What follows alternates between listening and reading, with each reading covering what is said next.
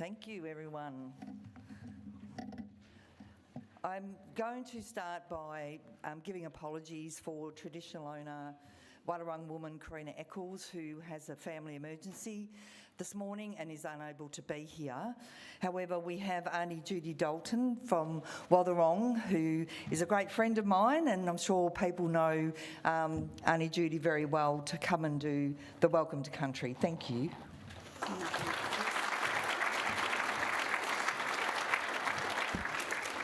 I'm not as tall as Chris. Okay. Kuna bai yaram, nora neriak Judy Dalton Walsh. Muk boran, Wadawurrung ik ba gunjamariak. Kumont, Getawal, Balert. Narawet, Wadawurrung, Karong. Wadawurrung, Getawal, Kalkalbel, Kumot, Kalkalbel, Nichi Balert. Kambani Wadawurrung to play.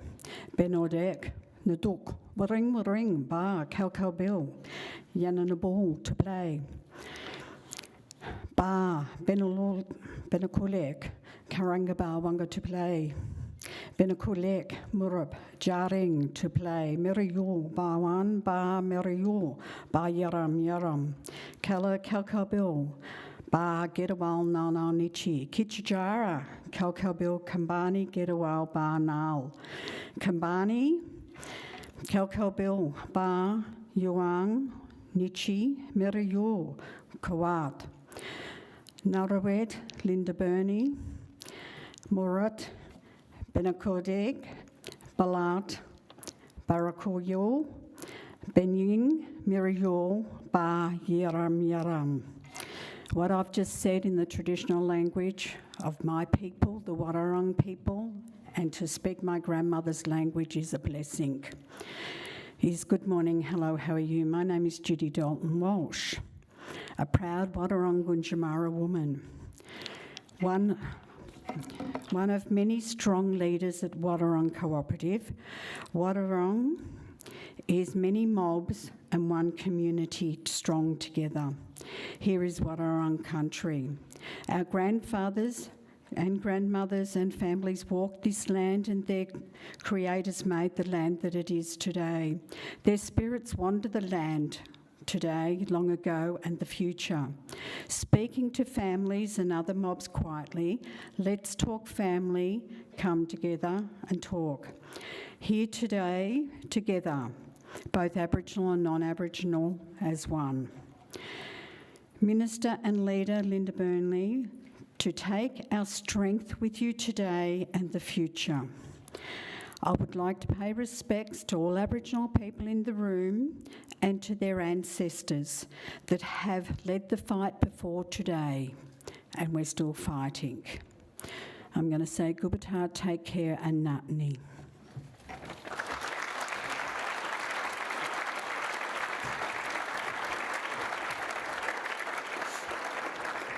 Thank you so much, Auntie Judy. It's always such a privilege to hear Welcome to Country and community sharing with all of us their important culture. So thank you everyone for coming along today. I also want to begin by acknowledging the original owners of the lands in which we gather today, the Wadawurrung people, and pay my respects to ancestors past, present and future, and thank them for their care of our beautiful land and waterways. Can I also acknowledge all Aboriginal and Torres Strait Islander people here today, and thank you for coming along today and supporting this really important event. To have such an honourable guest in Linda Burney is so important. I know how important it is for local community members to be able to come along today and hear from such an outstanding speaker. So thank you all for your commitment to today. I do need to acknowledge a number of people. I'll find my list. Of course, welcome, Linda, to our beautiful city of Greater Geelong, and as I said, it is a privilege to have you here today, and we will hear from Linda very shortly. To the Honourable Richard Marles, Member for Corio, but also Deputy Prime Minister. To Libby Coker, Member for Corangamite. Auntie Judy Dalton Walsh, of course, to Simon Flagg, CEO of Watherong Aboriginal Cooperative. Thank you, Simon, for your work and everything you do. Can I also acknowledge Gail Teeney, member for Western Region, and Jacinta Emakora from Western Region here today, to Darren Cheeseman, member for South Barwon, to Ella George, member for Lara, and of course Alison Marchant, member for Ballerine. To Councillor Anthony Aiken, thank you. Jim Mason and Sarah Hathaway, also councillors of City of Greater Geelong, thank you for your support and coming along today as well.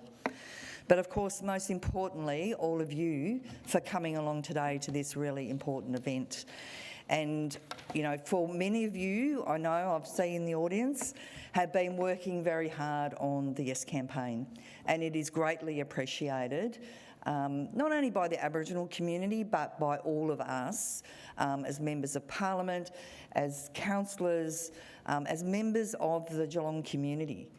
We rely on you to help us get out there and get the message out as to why people should be voting yes.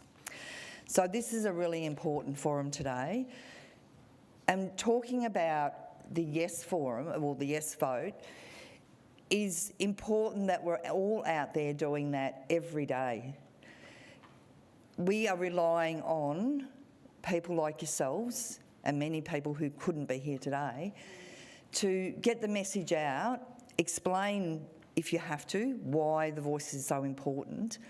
But for me, it's also about acknowledging over 60,000 years of First Nations in this country. And, you know, when we look at what's happening in terms of First Nations people being listened to in a genuine way, they need a seat at the table to do that. And we've only got to look at the closing the gap figures to know that we are not meeting the targets. I mean, the headlines last week when the Productivity Commission released the report across Australia was that every state is failing in delivering on those targets. That's shameful. So for all of us in this room, for all of us throughout our community, this is a defining moment for our country. We can actually make this change. We've still got a long way to go once that's done, but this is the beginning. And, you know, I want to thank everyone, all those volunteers that have been out there every weekend. Thank you so much for what you're doing. You know, unfortunately, as I said, Karina Eccles, traditional owner for Watherong, can't be here today, but I know that she would be saying exactly the same thing. And Watherong ancestors have nurtured and cared for Watherong country for thousands of years. If we look at it, it's all around us. Watherong know the hardships and the horror and the harm that they have suffered following colonisation and the devastating impacts of that, which is still evident and felt today. The fact that Watherong people and culture have survived and thrived demonstrates enormous strength, resilience and adaptability. Watherong is working to restore traditional knowledge for the benefit of every one of us. Every one of us. We all benefit from that. So, you know, today we're going to have some amazing speakers. Obviously, Linda will be up shortly, but we do have Simon Flagg, who will say a few words on behalf of Watherong. We have Libby Coker, Richard Marles, all speaking today, and then we will wind that up with a few thank yous and of course a photograph at the end, which is really important. So we'd ask you, if you don't want to be in the photograph, you can leave the room, but there will be a photograph of the whole room with all our VIPs included in that. So don't leave when I make my closing remarks. We'd love you to be in the photograph, but I'll give you more directions when we get to that point. So it's now my great pleasure. Sorry, I've just got to find all my pages.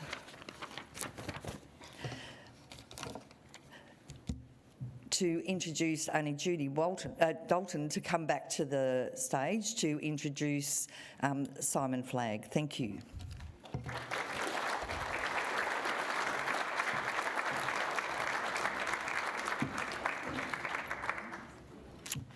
Okay, you've already heard me. I'm the chairperson of Wathaurong Aboriginal Cooperative, so I'm here representing the Board of Directors. But the board has taken a decision and a vote, and it was a long discussion. And the board has supported the yes vote out to the community. So we've passed that on. Now I'd like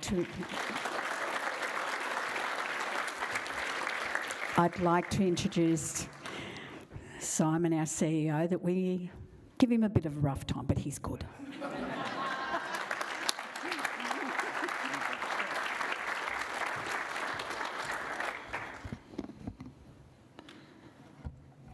Good morning, everybody.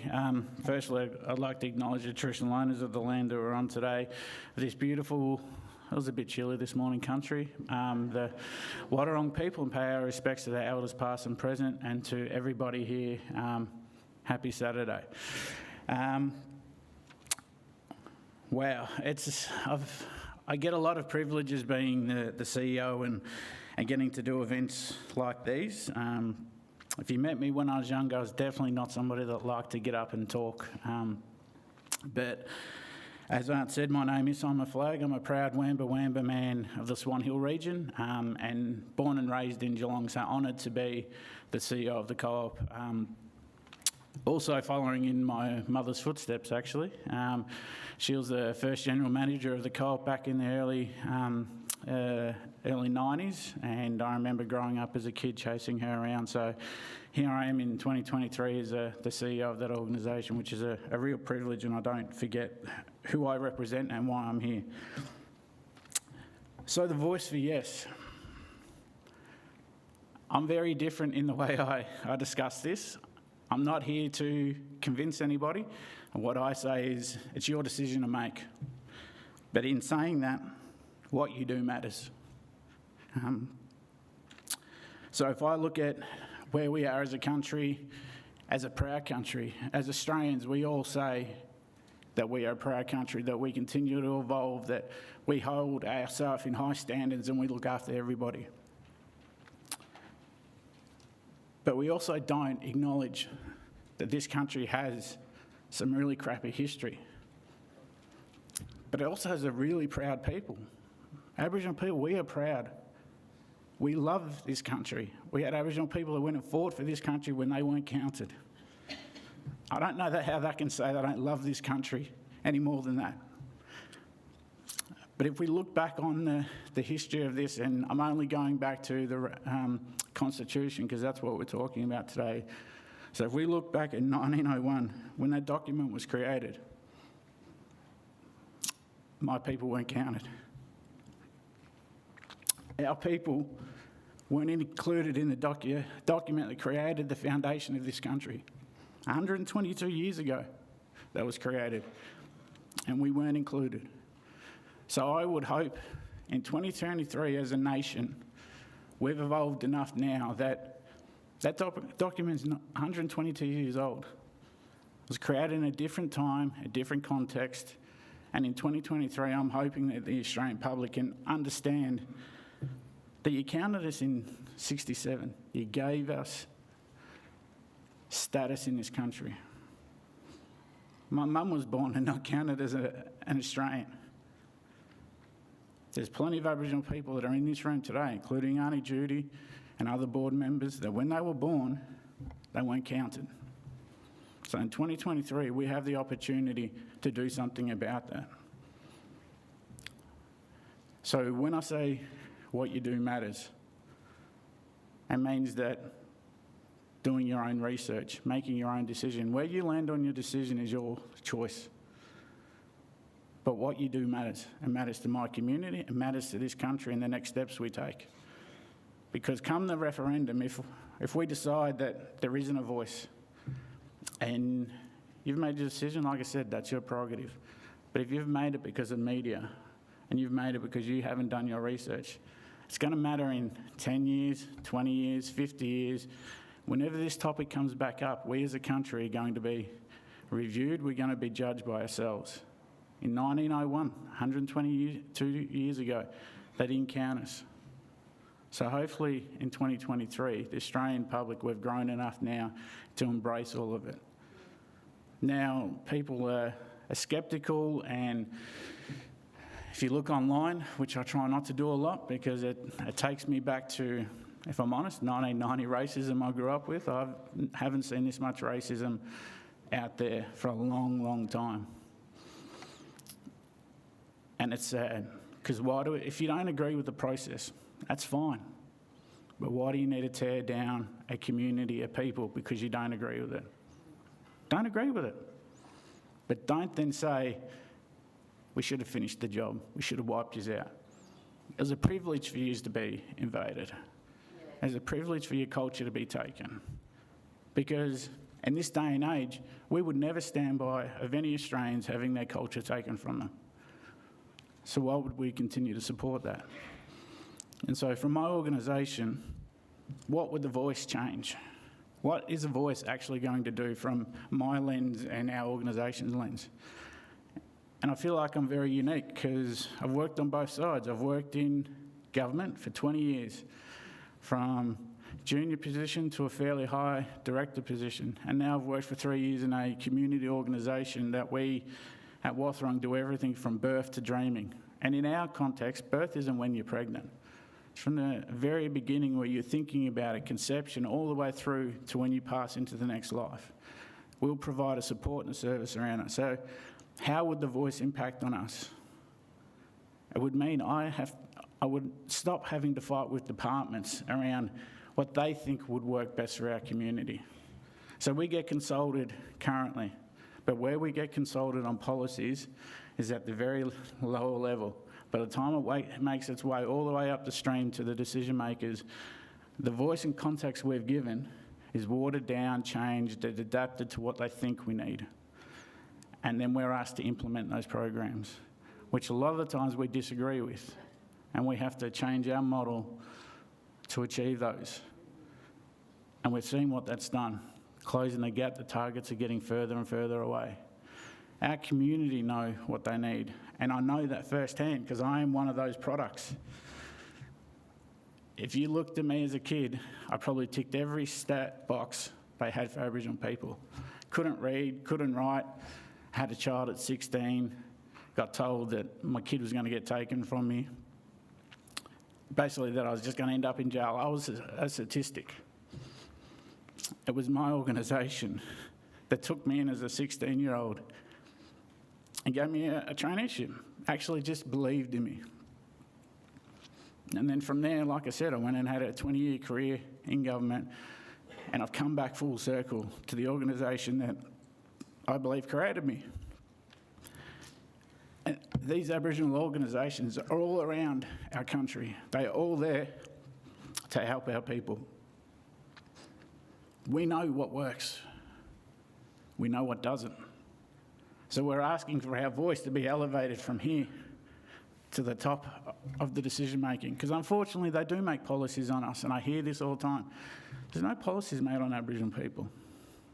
Sorry to tell you, they've made policies on Aboriginal people since we've had settlement here, and especially since 1901. We've had mission stations where they controlled every aspect of Aboriginal life. What you could do, when you could leave, what you could do for work, the rations you got, the clothes you got, if your family could visit you or not. We had stolen generations. They controlled when our elders what age they could go to school and when they couldn't. All these things have impacted on us. But as a community, we know what works. I'm standing here as an example of that. I could have been a statistic if we worked with the system. But my organisation went outside that. So imagine if you enable us to have a voice in policies that are created for us. Just think. Could be a sliding door moment. Instead of 1901, where we didn't listen to our community and didn't include them. Imagine if we did. We wouldn't be here today, but we didn't. So this is our sliding door moment, in my view. Giving a voice to the voiceless. Giving a voice to a community that can make a difference and can actually start to walk with everybody and make positive change. And those statistics and datas that everybody utilises, hopefully we'll start to go in the opposite direction because we know what works. So, like I said, what you do matters. I don't mind which way you vote. I'm not here to convince you. I ask you to do your own research and make your own decision, because that's where it's going to come from. You look deep inside and think, by giving Aboriginal people a voice, is that going to change where we currently are? Is that going to actually make an improvement? Is that going to take the first steps that we really need to in this country to heal? Because I'll tell you something, if we walk together, this country will be amazing. It will be.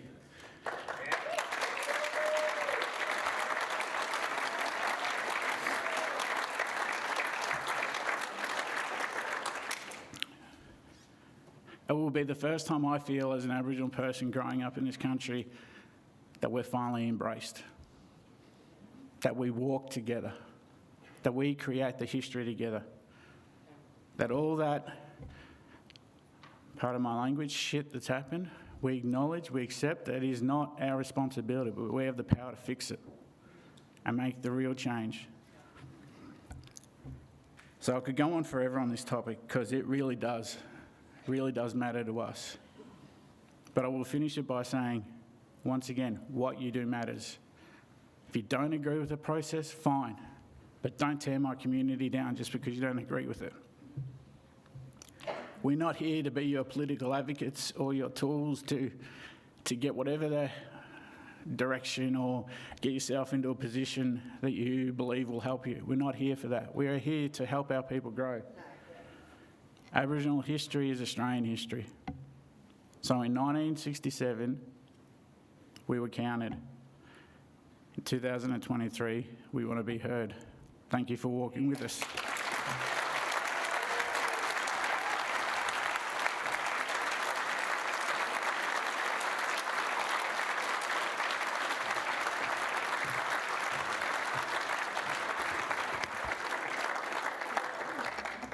Thank you so much, Simon, and it's always amazing to listen to your points on what we're doing here today. And, you know, the cultural load on Aboriginal community is over the top, and you've mentioned that today. And given that, you know, 3% of the population is Aboriginal and Torres Strait Islander people, the rest of us are going to make this decision.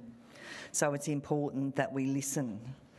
And thank you so much, Simon, for raising those issues. I think we can all walk away having learnt a big lesson there. So it's now my pleasure to introduce the Honourable Libby Coker, the member for Corangamite, who was elected to the House of Representatives in 2019 and, of course, then re-elected in 2022, which was a fantastic victory from my point of view.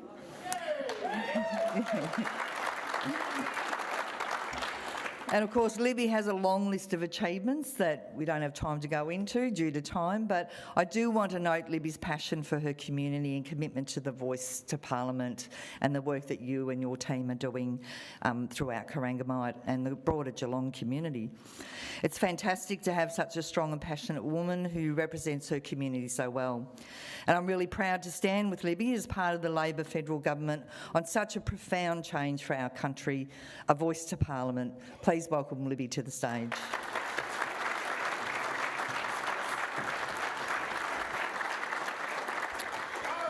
Well, thank you.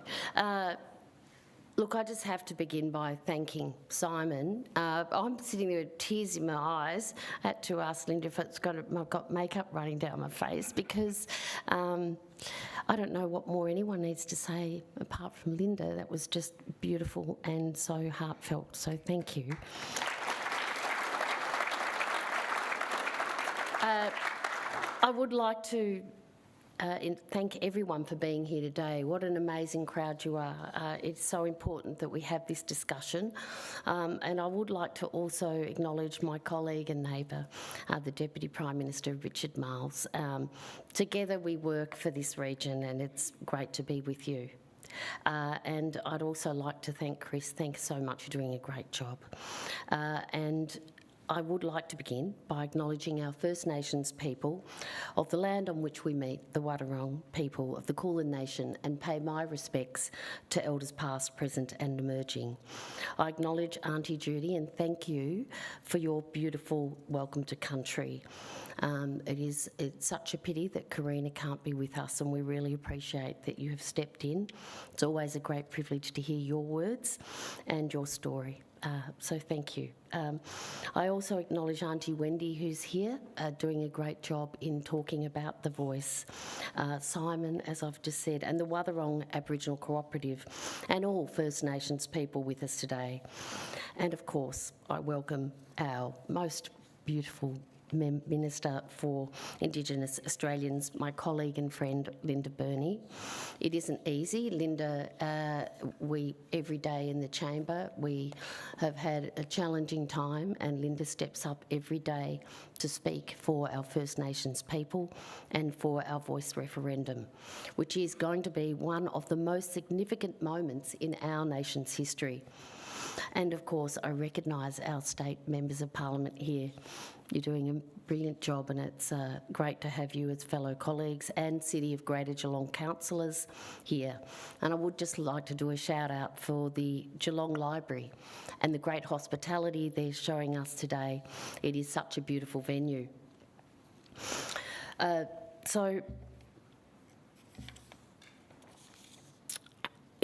As I said, it's a great privilege to be with you. I'm very pleased to be discussing the voice referendum and why it's so important for our nation to vote yes. This referendum is a significant moment in our history. It is a fundamental test of who we are as a nation. Are we truly the land of a fair go and a generous spirit? Or will we turn our backs on more than 60,000 years of Indigenous culture and a once-in-a-lifetime opportunity to create real and meaningful change? Change that offers our Indigenous Australians the right to voice their concerns and potential solutions to systemic challenges that hold them back and all of us back from reaching our true potential. What we know is that if you are a young Indigenous man, you're more likely to go to jail than university. What we know is that only 77% of Indigenous students meet the minimum literacy and numeracy standards. What we know is that only 57% of Indigenous Australians finish high school, and that only 7% have a university degree. And what we know is that if you are Indigenous, you are more likely to die far sooner than other Australians. But we have the power to change this. History tells us it is possible. We can do it. It was not long ago that we offered care and compassion to the dispossessed Irish. We have provided support and refuge for those facing war, famine and persecution in countries across Europe and Asia. It's through these generous acts that we have built a prosperous and harmonious multicultural society. So surely we can show such generosity to our First Nations Australians, the people to whom the most injustice has been done. These words were spoken by former Prime Minister Paul Keating in his stirring Redfern speech. He went on to speak about recognition of the harm caused to First Nations people. Paul Keating said, "It begins with the act of recognition of the fact that it was we who did the dispossessing. We took the traditional lands and smashed the traditional way of life. We bought the diseases. We committed the murders. We took the children from their mothers. We practiced the discrimination and exclusion. It was our ignorance and our prejudice and our failure to imagine these things being done to us. We failed to ask, how would I feel if this was done to me? We failed to see that what we were doing degraded all of us. The referendum presents an opportunity for all Australians to ask these questions and to right the wrongs of the past. It offers a voice in perpetuity, a voice that no government can take away with the stroke of a pen. So friends, through this referendum, First Nations people are offering a hand outstretched, an act of faith to Australian decency and fairness from people who have been given every reason to forsake their hope in both. I truly believe that as a nation, we will grasp that hand of healing, we will repay that faith, and we will rise to the moment, because we are a generous people who believe in justice and opportunity for all Australians.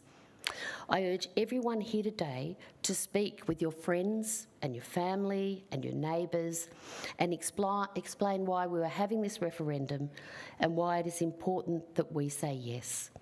I'd also like to acknowledge every volunteer in the room who is working hard together to actually get the yes vote across the line. So in closing, I think the final message should be that by voting yes as a nation, we all have absolutely everything to gain and absolutely nothing to lose. Thank you.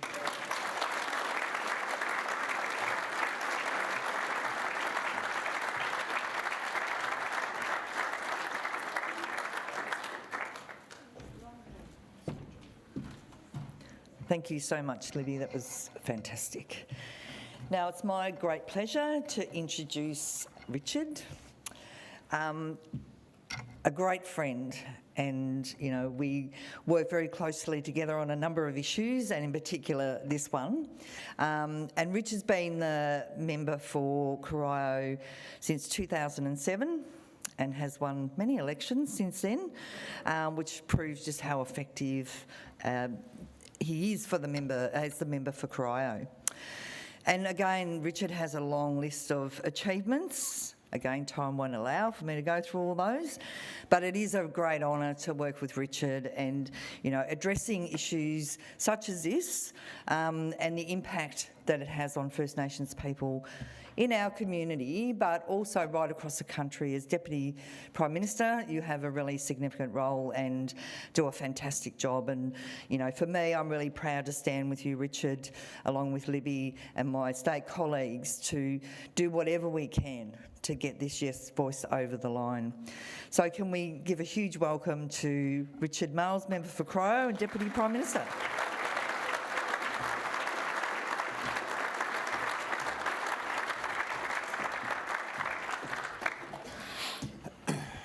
Well, thank you, Chris. Can I start by acknowledging the Wadawurrung people and pay my respects to elders past and present, and can I thank Aunty Judy for the wonderful welcome to country this morning.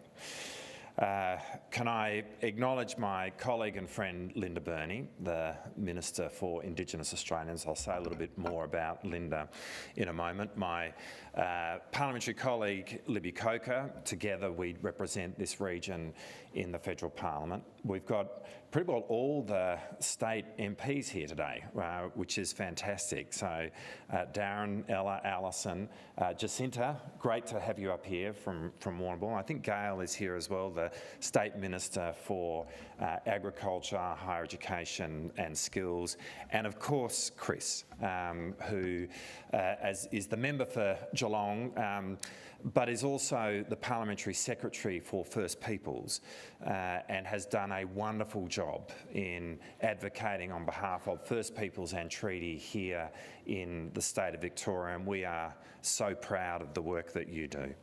Can I acknowledge Simon as well?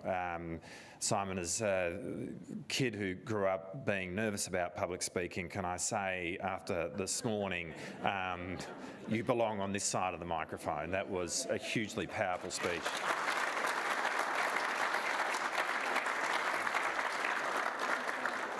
and we are very lucky to have been able to hear it this morning. This is dangerous, but there are a number of former members of Parliament that I've seen, so if I miss someone, forgive me. But I think Peter Loney is here, Elaine Carbines is here. It's great to see you, and if I haven't eyed some others who are here, thank you for coming today as well. There are a number of councillors who are here, but can I acknowledge you all through perhaps the presence of the Deputy Mayor, Anthony Aiken, the Deputy Mayor of the City of Greater Geelong, but I know that there are representatives of the other G21 councils who are here this morning as well, and we really welcome your presence. We meet this morning on the eve of an enormous opportunity for our country. There are lots of challenges for our First Nations peoples in this country. There are lots of challenges when it comes to the question of Indigenous disadvantage. But there has been progress, and the referendum offers the chance for our country to take the next step in respect of that progress. For me, the most significant, the most poignant, the most momentous day that I have had as a Member of Parliament was actually the very first substantive day that I sat in the Parliament, and that was the day that Kevin Rudd offered an apology to the stolen generations.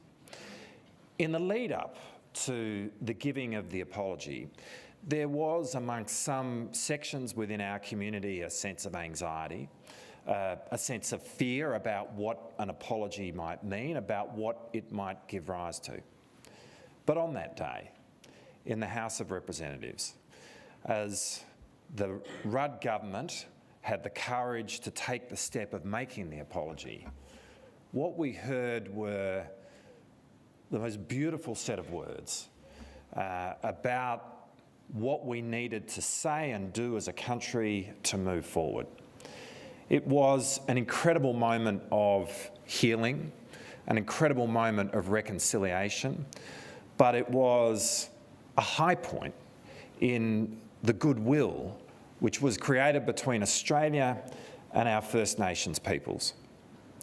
And almost the instant that the words came from the Prime Minister's mouth, those fears, that sense of apprehension melted away. I mean, it was so obvious that this is the step that needed to be taken. It was hard to imagine how it could have been any other way. And the referendum later this year offers us exactly that moment. It will be a moment of great unity for this country. It will be a moment where we come together and where we do what is the right thing for our nation to do in terms of moving forward. In the lead up to the apology and in the period after, a concept evolved of the gap in social disadvantage between Indigenous and non-Indigenous Australians. As someone who's grown up studying science, it's often said that you can't solve a problem unless you first measure it. And what was so important about the concept of the gap is that it gave us, in a very crystallised form, exactly what needed to be done to create fairness within our society. And what the gap showed is that there was much to be done in terms of life expectancy, in terms of improving educational, health, housing outcomes. And what's been clear since the articulation of the gap is that it has been persistently stubborn in terms of being able to close it. And right now, that is at the heart of the challenge which faces us as a country. It's at the heart of the disadvantage, obviously, which is experienced by our First Nations people. On the 50th anniversary of the 1967 referendum in 2017, our First Nations peoples and their leadership met at Uluru to consider this issue, to think about what are the next steps forward in terms of closing the gap and having our First Nations people properly expressed in the architecture of our country. And what came from that was the Uluru Statement from the Heart. a one-page, beautiful document which articulates what is to be done. And it expressed a long-held desire, which in fact has been a bipartisan position across this country, of having our First Nations peoples recognised in the Constitution. But to do that in a practical way. In a practical way which would make a difference in respect of closing the gap by establishing a voice to Parliament. Not a legislative body, not a decision-making body, but a body that would be consulted on issues which particularly affected our First Nations peoples, so that the goodwill and the money that has been spent in the past can actually be done in the most productive way, so that we can genuinely make a difference. Last year, as the Albanese Labor opposition contested the election, we all, I think, felt proud to be part of a proposition at that election that, if elected, an Albanese government would put recognition through a voice to Parliament to a referendum in the first term of Parliament, and that's exactly what we are doing this year. And it brings us to this moment, and in my view, a very simple proposition. Recognition of our First Nations people in our nation's document. And that should happen. It should happen because First Nations people have been the custodians of the continent upon which we live for 65,000 years. That document is not complete if it does not recognise that fact. And that is the most important aspect of the referendum that will be put to the Australian people in a few months' time. But to do that through the establishment of a voice, so that we can meaningfully make a difference in respect of closing the gap. Because I think it is a unanimously held view that one of the key ethoses of our country is the idea of a fair go for all. And that is a beautiful idea. But can we say there is a fair go for all when right now, by virtue of their birth, there is a group of Australians who live shorter lives, who receive less education, who are less healthy and who are poorer? And so long as the gap exists, it's in fact an offence to the idea, the Australian idea, of a fair go for all. And all we're trying to do is to fix that. We are really lucky today to have with us Linda Burney. Linda's had a spectacular career of which people are aware. She is a cabinet colleague, the Minister for Indigenous Australians, but she's been a State Minister for Community Services in the New South Wales Government. She's been a Deputy Leader of New South Wales Labor. Throughout her life, though, Linda has been an advocate on behalf of Indigenous peoples in this country, and she has been an inspiration to so many. I find it remarkable to think that when Linda was born, she was not born as a citizen in this country. That didn't come until Linda was about 10 years of age. In Linda's lifetime, she has seen progress. And a lot of the progress that she has seen has been as a result of the advocacy of which she has been a part. And now we are watching her with enormous courage lead the banner in articulating for our country why supporting this referendum is going to be such a fantastic moment for the nation. She does that with an unparalleled grace, and she does it in a way which I know provides so much inspiration and engenders so much good feeling for those who have the opportunity and to hear her and have the opportunity to meet her. Linda is the very embodiment of the generosity and the opportunity which the passage of this referendum will mean for this country. And it's my enormous privilege to have Linda here today. Thank you.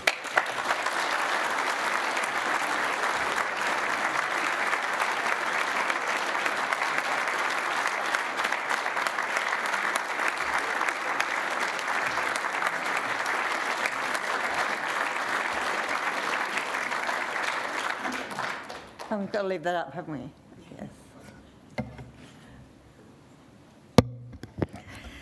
Yes. Richard, thank you so much. That was extraordinarily generous, and it's rather alarming seeing me 3 times as big as myself on the screen. But can I firstly, from my people, the Wiradjuri people of southwestern New South Wales, pay my respects to the Wadawurrung and Kenban Wadawurrung Chapel. Thank you very much, Auntie Judy, for your welcome. And we are indeed on Wadawurrung country. So thank you. Can I also extend my enormous gratefulness for so many of you coming out on a Saturday morning. I'm guessing you're all thinking you've got to get kids to soccer and a whole range of other things in a moment. But can I particularly say thank you to First Nations people and Jody, who must be feeling very good today. Yes. You are in Geelong, by the way, Jody. So thank you very much. Can I particularly pay a great acknowledgement to Richard Marles, my friend, and Libby Coker as well. And you didn't have makeup running down your face, so it was all okay. To Christine, whom I've met many, many times, to all the state MPs that are here, I won't go through you all by name, and to local government representatives as well. But I particularly wanted to give a shout out to Wendy Brabham, who's here today. Thank you, Wendy. Wendy has been on the referendum engagement group for the past, gosh, must be 18 months now. And Simon, I'm not quite sure what I'm going to say after that speech, so thank you very much. And to Auntie Judy, thank you for your welcome. Well, thank you all for coming along today. Friends, we do have a big job ahead of us. Later this year, you will be asked a very simple question. Do you support a change to the Constitution to recognise the First Peoples of Australia by establishing an Aboriginal and Torres Strait Islander voice? Yes or no? And of course, what are you going to write? Yes! What are you going to write? Yes! That's right. It is that simple. As Simon said, 120 years after the Australian Constitution was formed, as Richard said, 56 years since the historic 1967 referendum, 15 years since the apology, 6 years since the Uluru Statement from the Heart, and surely, as Libby has put to you, the time has come in 2023 to say yes to a voice to Parliament, yes to recognition, and yes to First Peoples having a say on the issues that affect us. In 2023, friends, we are finally getting the opportunity to truly recognise First Nations people. This is our moment to move this country forward. And we have to grab this opportunity with both hands, because we have everything to gain and nothing to lose by supporting recognition. If this referendum is defeated, it will be one of the greatest missed opportunities in our country's history, and we just can't let it happen. As I travel around this country, I know more and more people are asking, what is a referendum about? Well, it's about 3 things. You've heard it all this morning, but let me say it again. First, it's about finally recognising Aboriginal and Torres Strait Islanders in our Constitution, or as we say, the big law book of this country, and paying respect to 65,000 years of culture and tradition. And I want you to think about that, because I'll never forget the first time I heard that said, and I got goosebumps.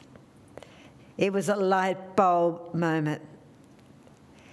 And it is remarkable that we all share a nation that has that as its heritage. So it just doesn't belong to me and my First Nations sisters and brothers here. It belongs to all of us. And that's what makes this country so amazing. Secondly, it's about listening to advice to a committee of Aboriginal and Torres Strait Islander people about matters that affect our lives, so governments make better decisions.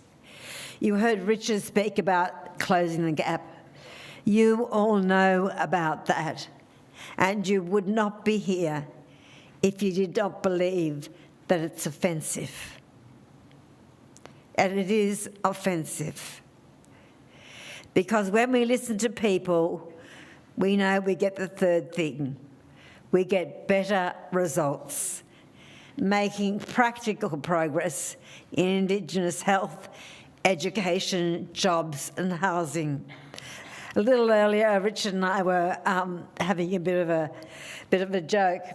And one of the questions I got asked this week, I think, or maybe last week, was, will the Voice have a say on where the AUKUS submarines will be put into port?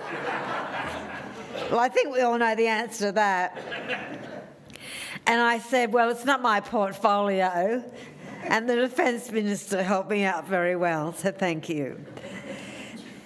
But really, when you think about it, think about what Aboriginal people have been saying for years. Health, education, housing and jobs. Children, they will be the issues that the Voice will be talking about, not the AUKUS deal, not parking tickets, and not the other ridiculous things that have been suggested. Certainly not changing the date of Anzac Day or getting rid of Anzac Day.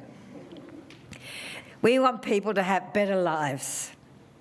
We want recognition, we want listening, and we want to get better results. Through an idea that comes directly from Aboriginal and Torres Strait Islander people themselves, as part of the 2017 Uluru Statement. That's what this referendum is about. The Closing the Gap data shows just 4 of the 19 targets are on track. 4 out of 19. It's unacceptable. We have to do better. The Voice won't fix things overnight, but it will make lasting, practical difference over the long term. A practical difference that will improve people's lives. And as Eddie Betts said, and I think he's well known down in these parts, I know the Voice won't fix everything overnight, but it's the opening of a pathway to make sure we are included and respected in decision-making on issues that impact us. Now, Victoria has a big role to play. In order to win a referendum, we have to win a majority of the national vote and a majority of the 6 states. And I know you in this state have done this before. You already have a First Nations Assembly. You've seen what a regional voice can do. You also have the Uruk Justice Commission, and that has done so much to shed a light on the truth. And I think, like the Cats premiership run last year, The Yes campaign is timing its run and will win later this year. I am sure of it.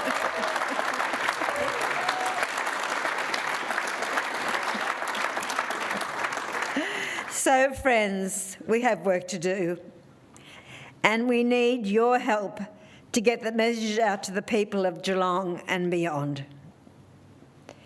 History is truly calling us.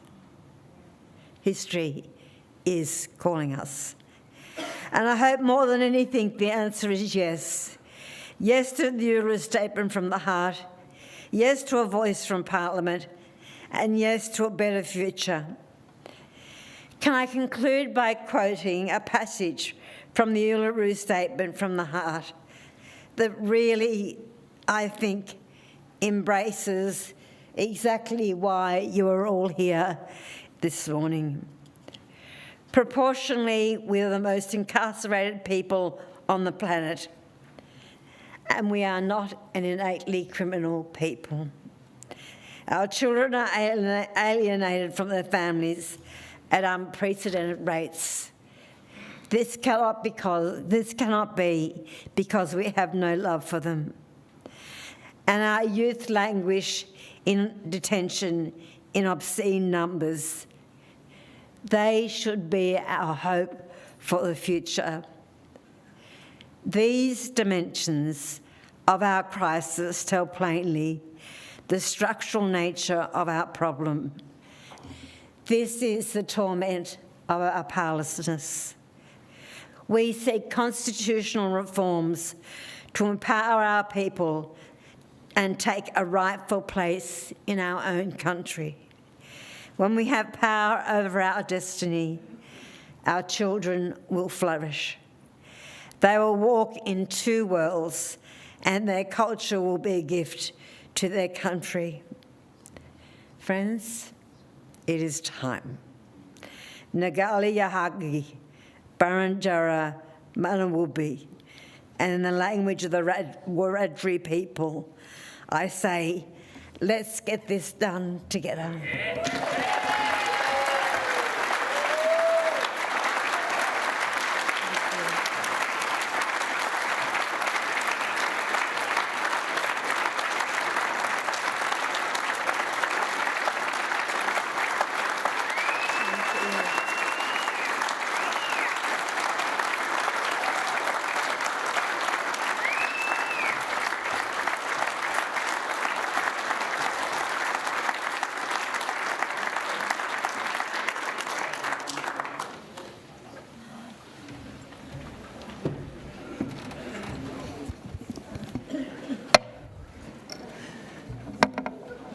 Thank you so much, Linda, for that inspiring speech, but also the truth-telling that's involved in that about the impact on First Nations people, the over-representation, the damage that's caused by ignorance of government. And I know I'm a member of the state government, but we still have a very long way to go. I am very proud of the work of the Victorian government, as my colleagues here today are. But we know we have a long way to go. And, you know, it's, you know, and I often say this, it's very personal for me. My late husband, a Gunditjamara man, was subject to poor health conditions, poor treatment by our health services at the time. Now, obviously, they've improved enormously thanks to people like Simon and Auntie Judy and members of the Watherong Aboriginal Cooperative and their health service. But I know how difficult it was for him to get medical treatment, and I know that his death was a result of that. So this is very personal for me, for my children. So thank you so much, Linda, for raising those issues. And to Richard, of course, thank you for your amazing words. And, you know, our community is very grateful for the work that you do as well. So thank you all very much. It's now time to look at some thank yous. I do really want to express thanks from Richard and Libby and of course Linda and our colleagues for the work done at the Geelong Regional Library. Vanessa Shenakay, and where's Vanessa? I know she's here. Yes. Thank you so much to you and your team, and to, of course, Kat Kerr for the work you've done in supporting this event, making sure that we had an appropriate venue. So we do want to pass on our enormous thanks to you two for that. And of course to the amazing Julie Saylor-Briggs. Where are you, Julie? Oh, right there, right in front of me. Thank you for making sure this happened. And not only that, but for the work that you're doing in community right now on behalf of Council. You are doing an incredible job.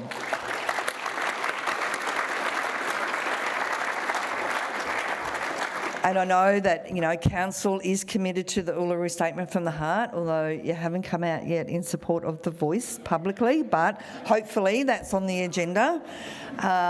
Your stance on Australia Day is very much welcomed by myself and many other people in our community, so thank you for that as well. And we know that, you know, local government, the City of Greater Geelong plays an important role in all of this. So we do hope you continue to support that as we move forward. But again, to Julie, amazing. You're always there for community, but always there to provide important advice to all of us. So thank you. Very special thank you to you, mate. You know, to everyone here again, I say thank you for taking the time to come out today. We do really appreciate it. I'm sure there are many opportunities for gatherings like this as we move towards that very important date in October, I'm assuming. Nobody's telling us yet what date it is, but pretty confident in October sometime. And to continue to support the events that are happening around us. And I know Queenscliff have got a very significant event tomorrow, and it's fantastic that that very small local government area have decided to run a forum, which is happening tomorrow. So keep an eye out for what's going on. I know Libby's holding a forum, Darren and I are holding a forum, Ella and Alison, we're all looking at how we ensure we get the message out there and provide the support to community. But also acknowledging the cultural load that is currently on Aboriginal and Torres Strait Islander people at the moment. So thank you all again. We're now going to do the photograph. What we would ask, if you're not wanting to be in the photograph, you can leave the room. And I'm not being rude, I'm just meaning if you don't want to be in it, you get out of the line of the camera. What I will ask you to do is stay seated where you are. The photographer over here, Mushi's going to take the photo, but we'll ask the VIPs to come down the front here. And have we got yes? Everyone should have a yes. Yep, all good.